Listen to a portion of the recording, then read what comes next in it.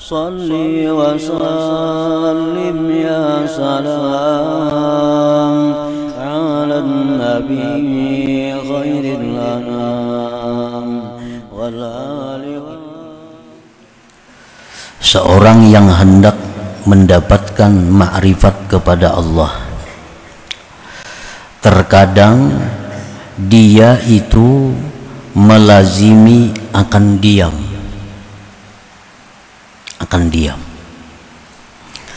karena sudah merasa cukup dia dengan ilmu Allah Subhanahu wa ta'ala.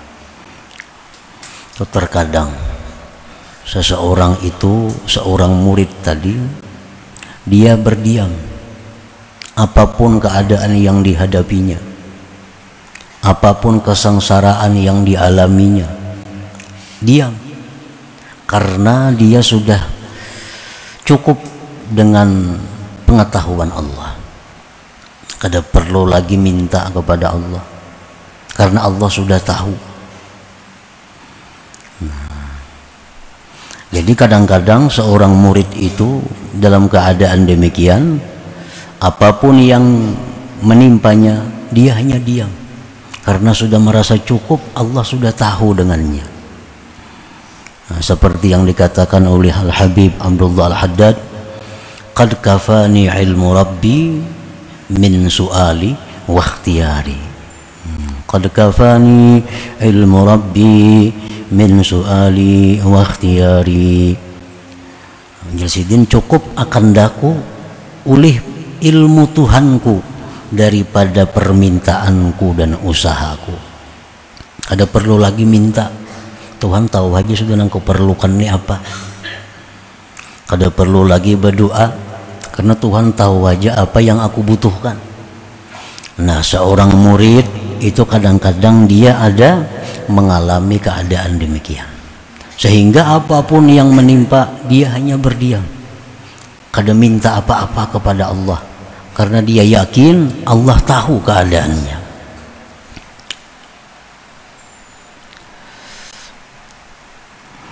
Pamata atlaqallahu lisanahu bid-du'a bi syai'in tajalla fi qalbihi falya'lam anna Allah ta'ala arada an yu'tiyahu ma talaba minhu.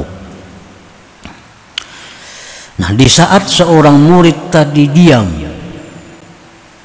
kada berdoa kepada Allah, padahal macam-macam masalah yang dihadapinya, di saat dia diam itu, kenapa dalam hatinya ada muncul keinginan untuk berdoa dan lisannya pun terlintas doa, maka itu pertanda bahwa Allah akan memberi apa yang dia minta itu kepada Allah Subhanahu wa ta'ala. Kenapa biasanya kada pernah ada hendak minta-minta lawan Tuhan? Karena sudah merasa cukup, Tuhan tahu aja keadaan. Itu sudah dijalani demikian. Kenapa hari itu dalam hatinya ada keinginan hendak berdoa? Lisannya pun terlintas mengucapkan permintaan. Nah, itu berarti Allah Subhanahu wa ta'ala menghendaki memberikan apa yang dia minta itu. Ini bujur-bujur ngarannya, doanya itu dari Allah, bukan dari nafsu. Nah, bila doa itu memang datangnya dari Allah, lalu terlintas di hatinya, lisannya menuturkan apa yang di hatinya, maka itu Allah akan mengabulkan.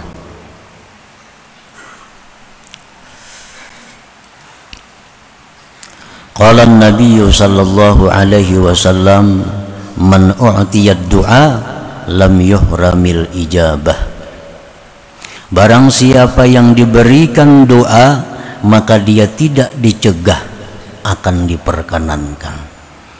Artinya kalau kita berdoa itu memang datangnya dari Tuhan, terlintas dalam ucapan kita apa yang kita butuhkan, maka itu akan diijabah oleh Allah, akan dikabulkan oleh Allah. Wa qala an-nabiy sallallahu alaihi wasallam, man udhina lahu bid-du'a faqad putihat lahu abwabur rahmah. Barang siapa yang diizinkan baginya pada berdoa, maka sungguh dibukakan baginya pintu-pintu rahmat Allah Subhanahu wa ta'ala. Nah, para muhibbin rahimakumullah, jadi kenapa doa kita itu biasanya kada diijabah oleh Allah, doa-doa kita itu kada dikabul oleh Allah? Karena salah satu penyebabnya, doa itu timbul dari nafsu kita, dari nafsu, bukan dari Allah. Andai kata doa itu memang datangnya dari lubuk hati yang paling dalam dan itu dari Allah, lalu lisan kita mengucapkannya, maka Allah akan mengabulkan doa itu.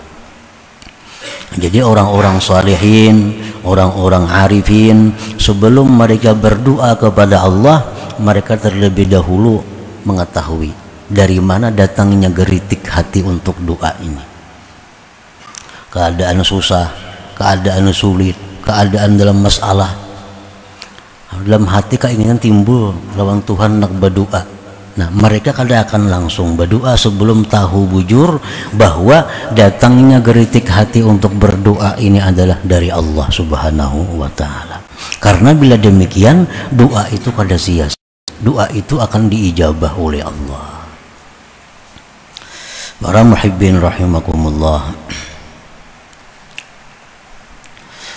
wa ma su'ilallah syai'an ahabba ilaihi minal afwi wal afiyah. Rasulullah tadi menyatakan bahwa tidak diminta Allah sesuatu yang paling disukai Allah daripada kemaafan dan afiat. Misal dalam hati kita ada timbul satu geritik yang kita yakini ini dari Allah, menyuruh berdoa, tapi kita kada tahu doanya doa apa. Nah, cuma di dalam hati ada timbul satu geritik hati yang kita yakini itu dari Allah, lalu kita hendak berdoa, apa yang kita minta? Nah, Rasulullah menyatakan permintaan yang paling disukai Allah itu adalah al-afwa wal afiyah. Nah, kemaafan yang kita minta dan keafiatan. Para muhibbin rahimakumullah, afiat itu apa artinya? Semoga sihat wal afiat, ya biasa kan kita. Nah, para ulama menjelaskan afiat itu artinya assalamatu minal makruh dunia wa ukhra. Itu arti afiat, selamat dari hal-hal yang tidak kita inginkan dunia akhirat. Yang paling mantap sudah tuh, ringkas. Afiyah artinya apa? Selamat dari perkara-perkara yang kita benci, baik di dunia atau akhirat.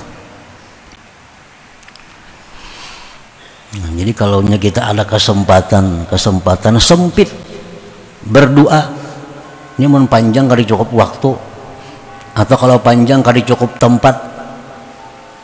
Ratan mengucap pikir aswad kah misalnya, berdoa panjang ditarik kurang. Nah, apa nang kita minta? Afiyah, afiyah, selamat dari hal-hal yang tidak diinginkan dunia akhirat. Nah, apalagi selamat dari hal-hal yang tidak diinginkan dunia dan akhirat. Nah, jadi dalam hati kita bila mana timbul satu kehendak yang kita yakini itu dari Allah, menyuruh berdoa, doanya apa kada bisa. Nah, minta lawan Tuhan al-afwa, kemaafan, wal afiyah, dan afiat. Jadi bukan hanya sekedar sihat, lebih dari sihat afiat ini. Kalau sihat itu biasanya jasmani, sihat. Tapi kalau afiat mencakup segala hal.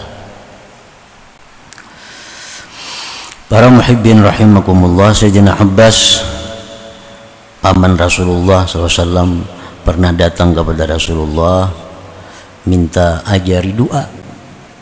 Wahai Rasulullah, minta ajari doa apa yang bagus kepada Allah. Jar Nabi menjawab, ya Abbas, wahai Abbas, ya amma Rasulillah, wahai paman Rasulullah, salul afiyah di dunia wal akhirah, minta afiat dunia akhirat. Satu kalimat yang sangat komplit, afiah. Misal dalam sujud kita berdoa, nah itu kan sempit waktunya. Atau di waktu-waktu mustajab di hari Jumat, kadang-kadang sempit waktunya.